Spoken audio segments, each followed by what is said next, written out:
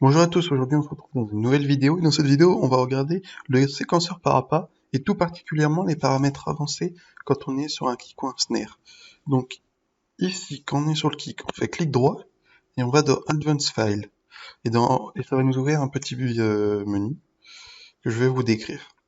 Donc ici, on peut retrouver donc pour jouer le kick, par exemple ici, c'est déjà mis les pas. Donc si on joue ici c'est pour faire stop. Ici, le solo, c'est quand vous avez par exemple, attends, on va juste faire accept, quand vous avez par exemple un snare et un kick, et vous voulez que le kick qui joue. Donc là, on a, comme vous avez vu, on a le snare et le kick qui jouent en même temps, et nous on veut que le kick par exemple, on veut que modifier le kick. Donc on fait solo, et là on a que le kick. Ensuite, dans le petit paramètre là, ici on peut randomiser, enfin faire aléatoirement des pas. Donc si on fait ça, tac, là, ça va faire aléatoirement. Ça permet d'avoir de la créativité si on en a plus trop. Et ensuite on peut accepter. Et ensuite ça nous donne ça. Ensuite ici on a trois paramètres. Donc le manuel, ici on peut en fait créer directement les petits pas qu'on retrouve ici. Tac. Et ensuite ici ça c'est la longueur des pas. Donc ici on peut voir que ça bouge. Tac. C'est la longueur des pas. Ensuite, en fil RED, ici c'est pour agrandir en fait le nombre de pas. Donc c'est la même chose.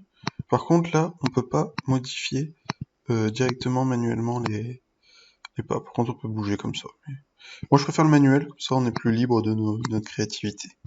Et ensuite, Euclidine, j'ai pas trouvé forcément plus de modifications par rapport au fil Every. Donc si vous avez des petits conseils et vous savez c'est quoi la différence, n'hésitez pas à mettre dans les commentaires. Et ensuite ici c'est pour reset. Et après j'ai pas trouvé non plus de différence entre reset all, enfin entre le reset et le all. Parce que par exemple si on fait manuel, on met des points. Et ici on fait reset, donc bah, ça va mettre en fait tous les points qui ont été faits avant. Donc attendez, si je fais tac, c'est bizarre que ça me mette. Attendez, je fais accept. Ici, tac, advance. Ici je mets mon manuel.